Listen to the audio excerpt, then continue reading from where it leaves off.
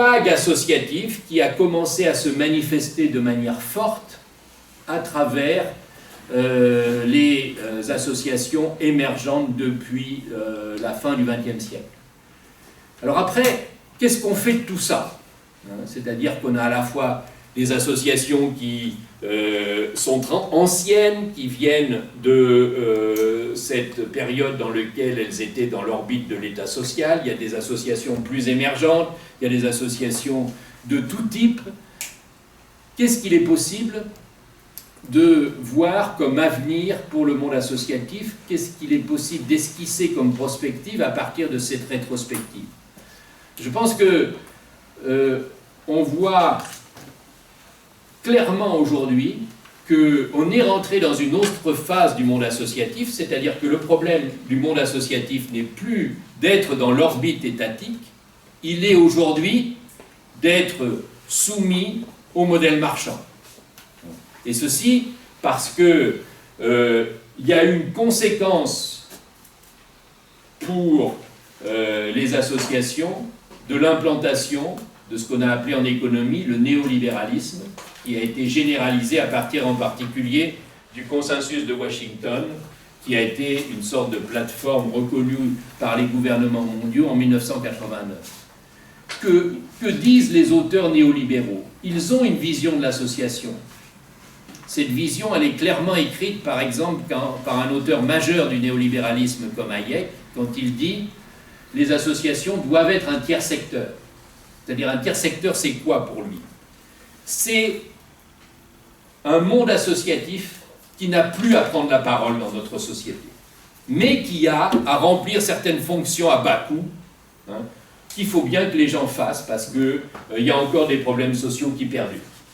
Donc on a vraiment une vision tout à fait cohérente. On laisse l'économie aux acteurs économiques qui sont ceux de l'entreprise privée, mais par contre on a un secteur associatif résiduel, un tiers secteur, qui sera là pour faire, comme au XIXe siècle, que la misère ne débauche pas sur la révolte.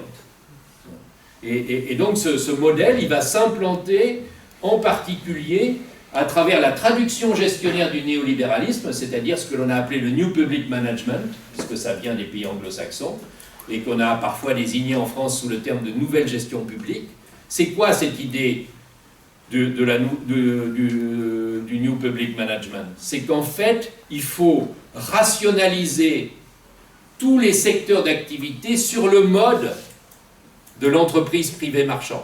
Et en particulier, ça veut dire que dans le secteur public, comme dans le secteur associatif, on va multiplier les indicateurs de résultats sur la manière dont sont utilisés les moyens, sur la façon dont les associations sont gérées. Et donc on va voir se mettre en place tout un appareillage de contrôle des activités associatives avec ce discours que ça coûte trop cher.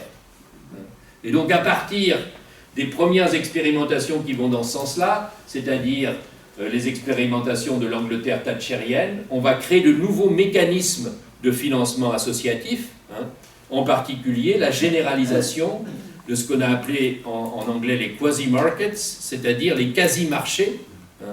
C'est-à-dire qu'au lieu de donner une subvention, comme on le faisait dans le temps de l'État social triomphant, on va aujourd'hui procéder à des appels d'offres qui vont permettre de sélectionner les associations qui sont capables d'être les mieux gérées puisqu'elles économisent et elles peuvent garantir des coûts moindres.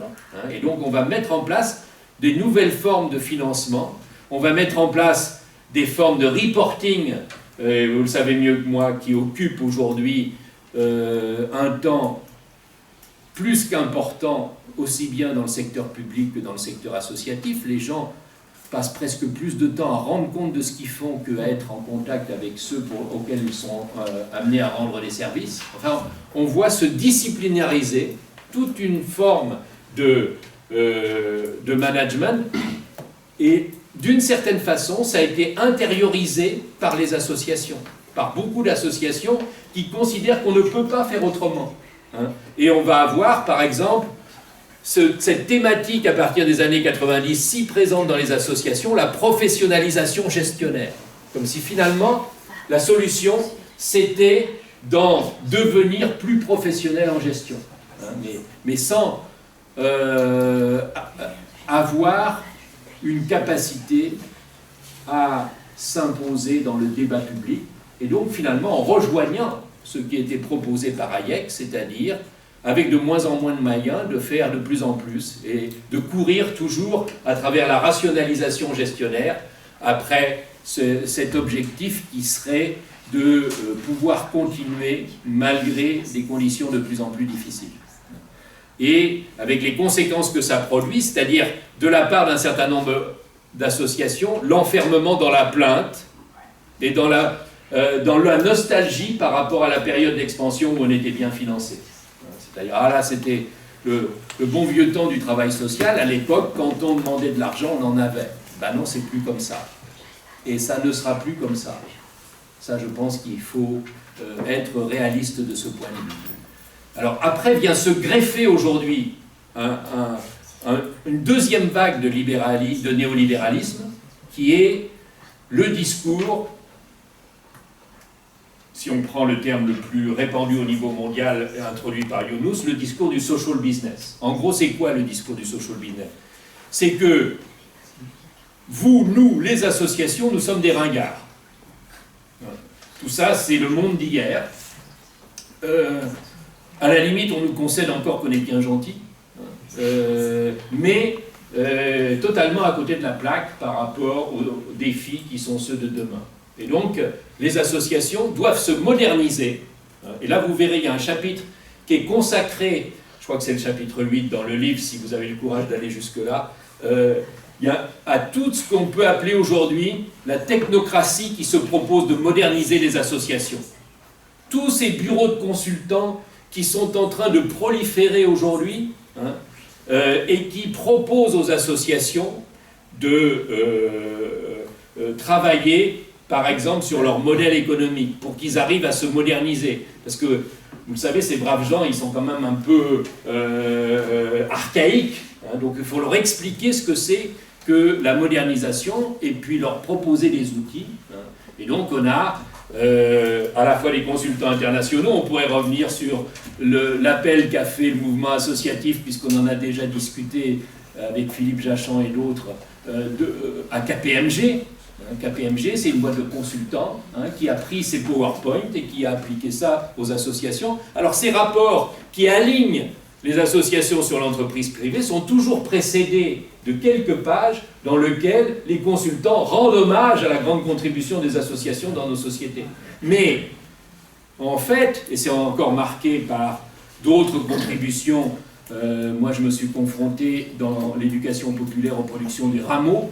En gros, qu'est-ce que dit le Rameau, qui est une émanation du MEDEF, qui aujourd'hui donne des conseils au monde associatif? C'est qu'il faut se rapprocher des entreprises, et puis les associations pourront explorer certains besoins, et quand ça deviendra rentable ou intéressant, à ce moment-là, les associations qui, elles, sont des vrais professionnels, comme on le sait, prendront le relais. Donc on a tout ce magma qui est de plus en plus présent autour du monde associatif, une pluralité de consultants, une pluralité de conseils, l'Avise, on peut en citer 1000 autres, qui sont là pour encadrer les associations dans leur adaptation aux réalités d'aujourd'hui. Et qui, en gros, vont leur proposer, puisqu'il n'y a plus d'argent public, d'aller vers le mécénat. Alors que là aussi, il faut être beaucoup plus complexe que ça. Oui, il y a certaines tensions sur le financement public. Mais aujourd'hui, le mécénat représente à peu près 1% du financement associatif. Et donc, qu'est-ce que ça veut dire que de proposer que le mécénat puisse relayer les financements publics? On sait que c'est une mauvaise plaisanterie. Et donc, vous voyez, il y a toutes ces simplifications, hein, qui amènent aussi à rapprocher l'entreprise de l'association à travers les nouvelles responsabilités sociales et environnementales de l'entreprise. Il y a le développement de ce que l'on appelle aujourd'hui la venture philanthropie, c'est-à-dire une néo-philanthropie basée sur un souci de rentabilité, hein, et qui va devenir aussi l'interlocutrice privilégier les associations. Donc, ce n'est pas encore tellement sensible en France, c'est beaucoup plus sensible dans d'autres continents. Je pense à l'Amérique du Nord et à l'Asie, mais c'est en train d'arriver en Europe, rassurez-vous, puisqu'on voit bien ça dans un certain nombre de textes européens, par exemple, sur l'innovation sociale.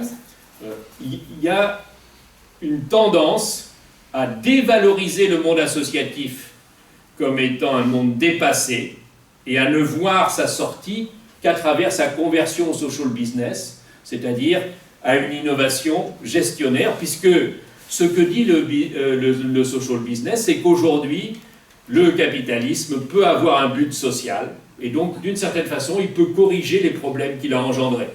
Et donc, il y a cette idée que finalement, il est possible d'avoir un capitalisme enfin complet, comme le dit Yunus, c'est-à-dire un capitalisme actuel, complété par un capitalisme à but social.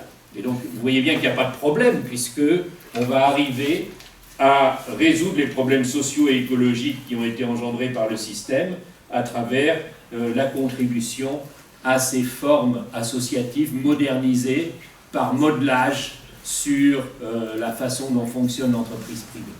Donc je crois que ceci est en train, on pourrait prendre des nouvelles formulations aussi comme les social impact bonds, les investissements impact social, il y a toute une technologie qui va de plus en plus enserrer les associations qui sont déjà prises dans la nouvelle gestion publique, mais qui aujourd'hui vont être aussi menées de plus en plus vers l'entreprise privée comme modèle et comme alternative à l'inscription antérieure dans l'orbite de l'État social. Donc il y a cette tendance qui est très forte.